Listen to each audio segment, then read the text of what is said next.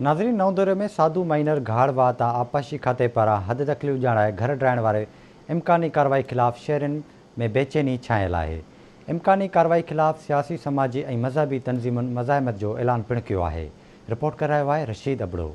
नवंदुरो शहर में गुज़रंदड़ सेदू माइनर घाड़वा ते आपाशी खाते पारां हद तकलीफ़ ॼाणाए घर ड्राइण वारे इम्कानी फ़ैसिले ख़िलाफ़ शहरनि में बेचैनी छाइजी वई आहे, जंहिं ख़िलाफ़ शहर जूं सियासी, समाजी, मज़हबी तंज़ीमूं हिकु थी वियूं आहिनि। इन हवाले सां शहरनि पारां मज़ाहिमत जो ऐलान करे छॾियो आहे।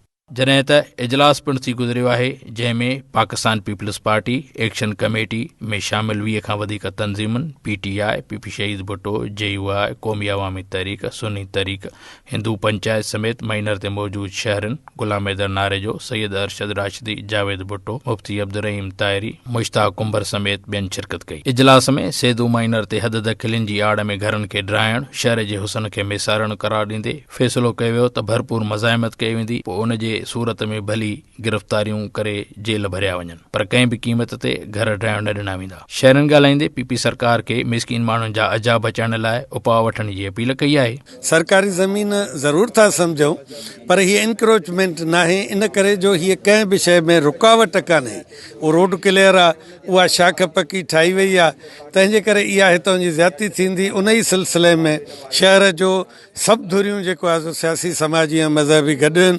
असां कानूनी चाराजोई बि कंदासीं ऐं यकीनन असां प्रोटेस्ट बि कंदासीं। असां ही जेको आहे सो कानूनी तौर ते ही केस बि असां जेको आहे सो कानूनी मसइलो बि आहे ऐं उहो वकील बि कंदासीं ऐं सभु जेको आहे गॾिजी करे सभु ॿाहिरि हिकु ॻाल्हि ते बीठा आहियूं, सभु हिकु ॻाल्हि ते मुतफ़िक़ आहियूं।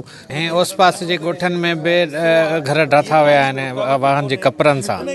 हितां जो इशू ॿियो आहे, हिते उहो इरिगेशन जो पाणी ई कोन्हे, ही गंदो नालो आहे हिकिड़ो। हाणे गंदे नाले तां उते बि को अहिड़ो को मसइलो कोन थो थिए जंहिंमें को शहर मुतासिर थींदो हुजे या ॿोॾि थींदी हुजे या शहर जो निकाल न निकिरंदो हुजे पाणीअ जो, अहिड़ो को बि मसइलो न आहे। ही कहिड़े क़िस्म जो कानून हिते आंदो वियो आहे जो वेठलनि माण्हुनि खे जेके 30-40 सालनि खां माण्हू रहनि था ऐं उन्हनि खे बेघर कयो वञे। असां अहिड़े कानून खे कोन था मञूं। असां उन्हनि सां गॾिजी प्रोटेस्ट कंदासीं, इनशाला उन्हनि जा अजा बचाईंदासीं। तेरे में जेका बि ये ज़ुल्म थिए थो ग़रीब मुतासिरनि सां, असां इहो करण न ॾींदासीं। असां इहो अज़म करे चुका आहियूं त इन ग़रीबनि जे जान माल ऐं घरनि जे तहफ़ुज़ जे लाइ हर तरह जी कुर्बानी ॾींदासीं ऐं हर तरह जी मज़ामत कंदासीं। नवंदुरो शहर सभु मुतहिद आहिनि, सियासी, समाजी, मज़हबी, अज़हबी तंज़ीमूं सभु मुतहिद आहिनि इन मसइले ते।